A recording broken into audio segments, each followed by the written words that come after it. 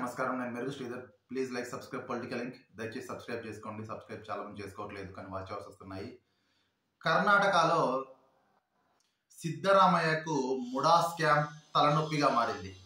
ఎందుకంటే ఒకవేళ గవర్నర్ కూడా సిద్ధరామయ్య ప్రాసిక్యూషన్కి అనుమతి ఇవ్వడము, ఒకవేళ నిజంగా కూడా సిద్ధరామయ్య అరెస్ట్ అవుతే ఆయన నైతికంగా సీఎం నుంచి తప్పుకోవాల్సి ఉంటుంది. మరి తదుపరి ముఖ్యమంత్రి ఎవరని కూడా పొలిటికల్ సర్కిల్లో చాలా ఊహాగానాలు అందుతున్నాయి. అసలు అంటే కర్ణాటక ఫార్ములా ప్రకారం మొదట 3 ఏళ్ళు సిద్ధరామయ్య, 2 ఏళ్ళు డీకే శివకుమార్కు అని మొదటగా ఒప్పందం జరిగినట్టు మనకు కొన్ని వార్తలు వచ్చాయి. ఆ వార్తల్లో ఎంత నిజముందో ఎంత అబద్ధముందో తెలియదు, కానీ మోడీని డీకే శివకుమార్ కలవడము చాలా చర్చనీయాంశమైంది. ఎందుకంటే ఇతను బీజేపీలోకి వెళ్తాడు, చాలా రోజుల నుంచి కూడా డీకే శివకుమార్ బీజేపీలోకి వెళ్తాడు, బీజేపీలోకి వెళ్తే అతనికి ఈడీ కేసులు, తర్వాత సిబిఐ కేసులు కూడా అన్ని పోతాయని చెప్పేసి చాలా మంది కూడా చాలా ఊహాగానాలుగా చెప్పుకుంటున్నారు. ఇంకోటి, కర్ణాటకలో లీడర్షిప్ బీజేపీ కొరత ఉంది. ఎప్పుడైతే యడియూరప్ప సీఎం దిగిపోయిన తర్వాత బీజేపీలో ఆ కొరత తప్పకుండా కనబడుతుంది. చాలా మంది కూడా ఉన్నప్పటికి కూడా ఆ విధమైన మాస్ లీడరు ఎదిగే స్థాయి బీజేపీ కర్ణాటకలో లేదు. అంటే కొంతమంది లీడర్స్ కూడా ఉన్నప్పటికి కూడా బిఎల్ సంతోష్ అట్లాంటి వాళ్ళు సెంటర్కే పరిమితం అయ్యారు. స్టేట్ రాజకీయాలు చాలా తక్కువగా పరిమితం అయ్యారు. తేజస్వి సూర్య ఇలాంటి వాళ్ళు ఉన్నప్పుడు కూడా వాళ్ళకు యూత్ లో క్రేజ్ ఉన్నప్పటికి కూడా మాస్ లో మంచి క్రేజ్ లేదు.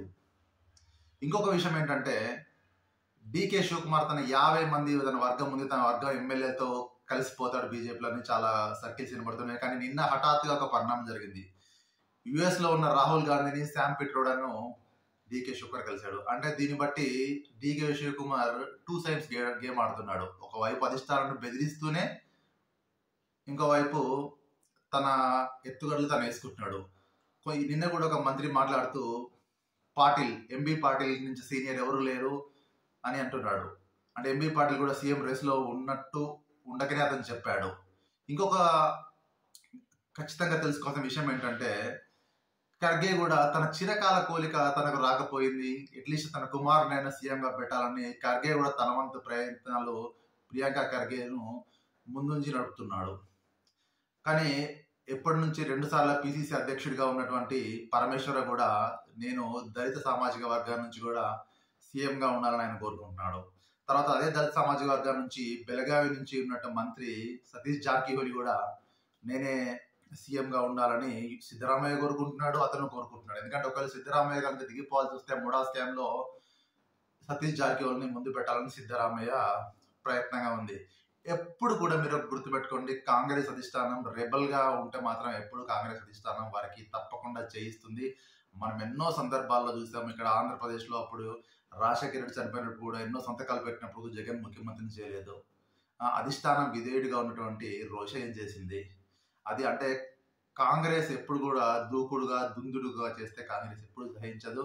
అలా వాళ్ళ కాంగ్రెస్ పార్టీకి అది వ్యతిరేకం. అధిష్టానం ఎప్పుడు కూడా అది ప్రోత్సహించదు. మరి నిజంగా కూడా కర్ణాటక సిద్ధరామయ్య అరెస్ట్ అయితే కర్ణాటక తదుపరి ముఖ్యమంత్రి ఎవరో చాలా ఉత్కంఠ రేకెత్తిస్తుంది. ఒకవేళ సిద్ధరామయ్య కూడా కొనసాగితే తప్పకుండా అసమ్మతి ఎక్కువైపోతుంది అక్కడ. ఎందుకంటే మొదట 3 ఏళ్ళ వరకే అక్కడ సిద్ధరామయ్య ముఖ్యమంత్రి. మరి మనం రాజకీయాల్లో శాశ్వత మిత్రులు ఉండరు, శాశ్వత శత్రువులు ఉండరు అని మనము జగమెరిగిన సత్యము.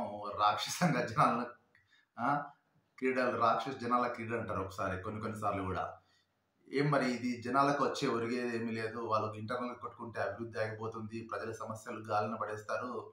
ఇవే చూద్దాం మరి దీనికి కాంగ్రెస్ అధిష్టానం ఏ విధంగా పరిష్కరిస్తుందో, లేకుంటే దాన్ని బీజేపీ ఏ విధంగా అవకాశం తీసుకొని వాళ్ళు మళ్ళీ కర్ణాటకలో అధికారం చేపడతారో మనం వేచి చూడాల్సిందే. ఎందుకంటే కర్ణాటకలో కూడా ఇంతకుముందు జేడీఎస్ని చీల్చి ఆ ఎమ్మెల్యేలు లాక్కొని వాళ్ళు అధికారం చేపట్టిన దాఖలాలు ఎన్నో ఉన్నాయి. కానీ కర్ణాటకలో ఈ పవర్ షేరింగ్ ఫార్ములా అనేది కూడా ఎప్పుడు వర్కౌట్ కాదు. ఎందుకంటే అప్పుడు ధరమ్ సింగ్ ముఖ్యమంత్రిగా ఉన్నప్పుడు కూడా అది కాలేదు. తర్వాత జేడి కుమారస్వామి ఉన్నప్పుడు కూడా కాలేదు. ఇప్పుడు మరి సిద్ధరామయ్య ఉన్నప్పుడు కూడా కాబోదు కూడా అని నా నమ్మకం. ఎందుకంటే పవర్ షేరింగ్ ఎవరు షేర్ చేయరు రాజకీయాల్లో ముఖ్యంగా.